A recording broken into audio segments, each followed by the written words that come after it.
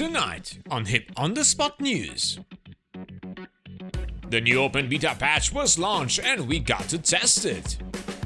Multi-threading is finally working under the DCS hood. More fixes and improvements to our favorite modules. And we get to discuss and compare our gains and losses in the next talk show.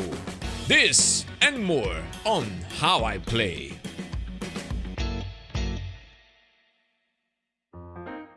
Hello virtual pilots, I'm Andre Celesti and tonight we are going to talk about the latest news and updates in DCS World. So last Friday, a new update has dropped for DCS World, bringing many changes and the anticipated multi-threading. We were the first ones to report it, but now it's time to dive even deeper in the changes and improvements we received with this patch.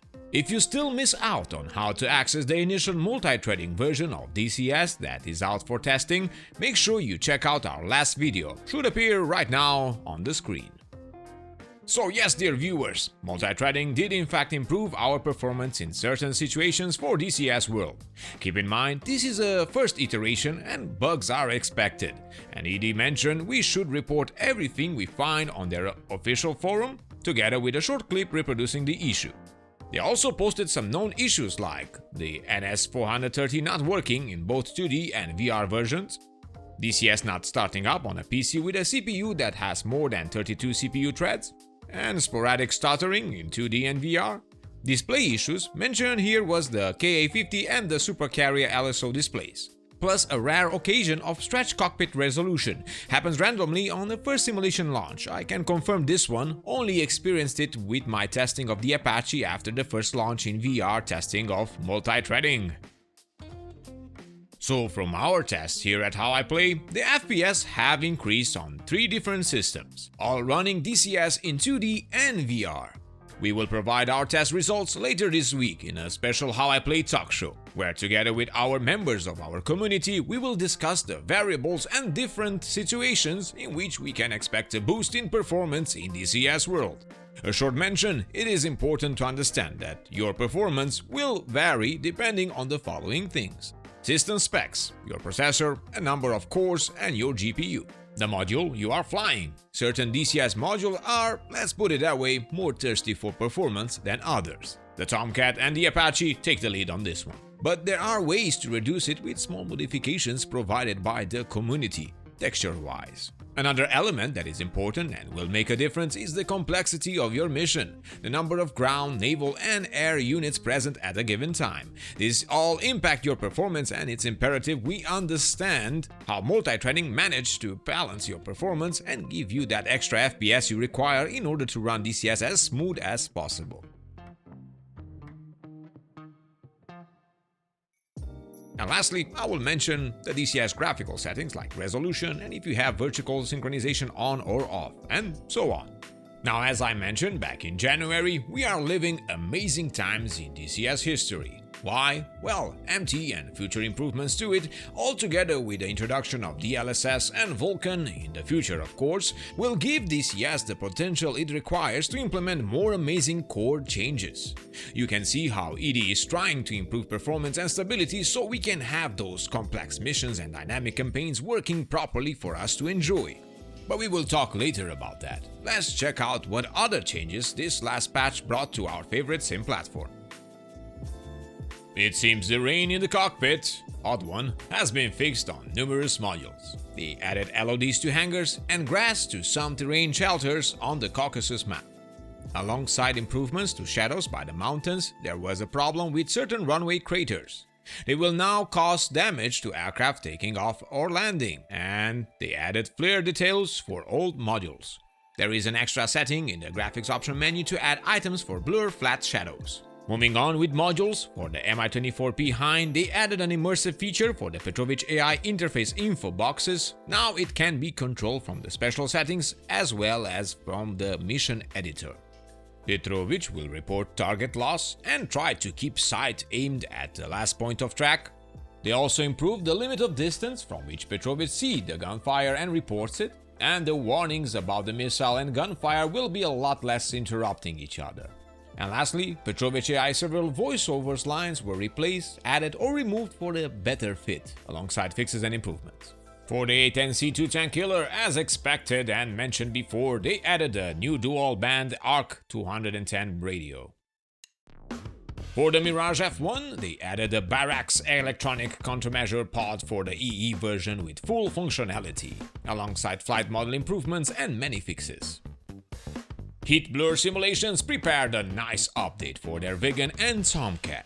Both got an updated codebase for multi-thread compatibility, and for the Vegan, a more aggressive transition for the LOD to gain better performance at distance. New highly detailed turbine model to aircraft exhaust, new boarding ladder, intake covers for the static aircraft, and dynamic gear door numbers. Plus, they fixed the canopy not being replaced during repairs, and formation lights not appearing. For the TomCat, we got the ability to remove the fuel pylons, cockpit mirrors cannot be adjusted, and as mentioned in the previous video, they began adding dynamic cockpit elements. So if you see new strings and tapes in the cockpit, do not despair, it's a feature. Now, the A module got major improvements and overhauled to its flight model performance characteristics with a tune level fly acceleration, turn performance, top speed and excess power across the flight envelope.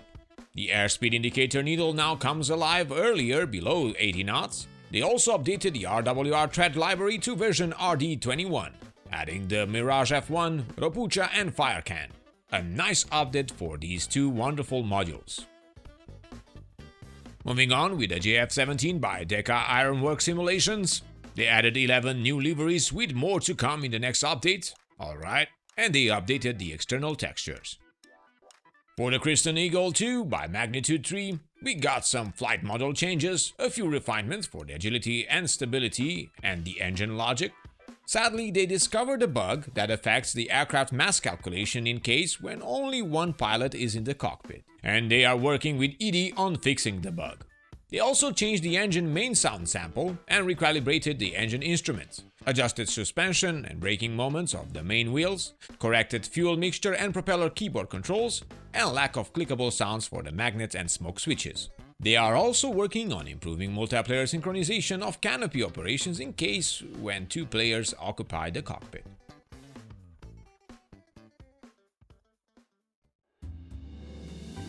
Allora, andiamo avanti con il MB339 by India Fox Echo. Sorry, got carried away.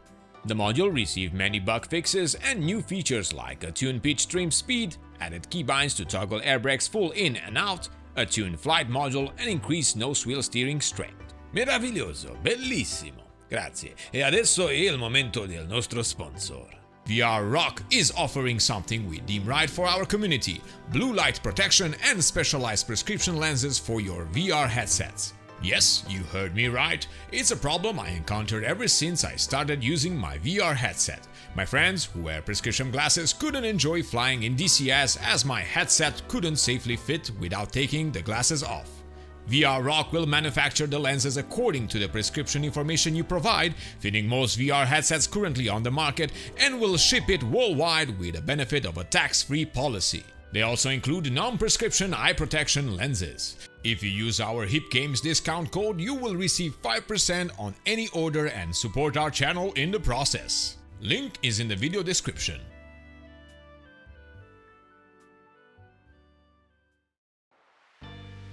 And now it's time for RASBAM. Their South Atlantic map got new airfields and improvements like a reduced surface mesh overall file size, with work continuing on removing the shadows from the terrain tiles and fixed AI traffic issues, not traversing some bridges they may be scared to cross. Who knows?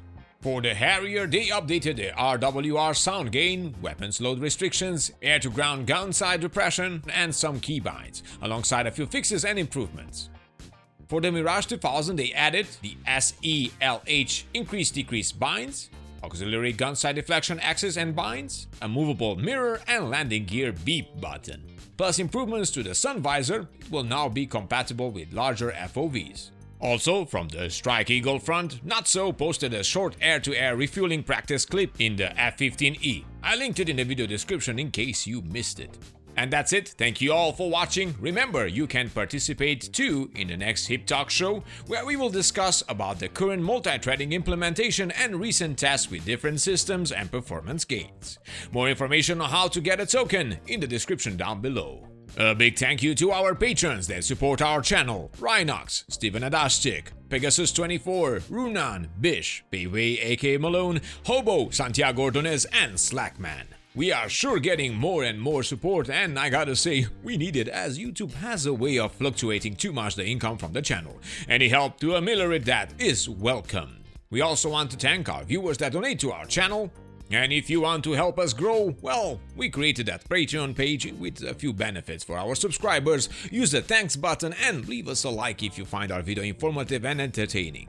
And of course, subscribe to keep in touch with all the latest news on your favorite simulators and games. I am Andre Celesti, reminding you to fly safe, and I'll see you next time.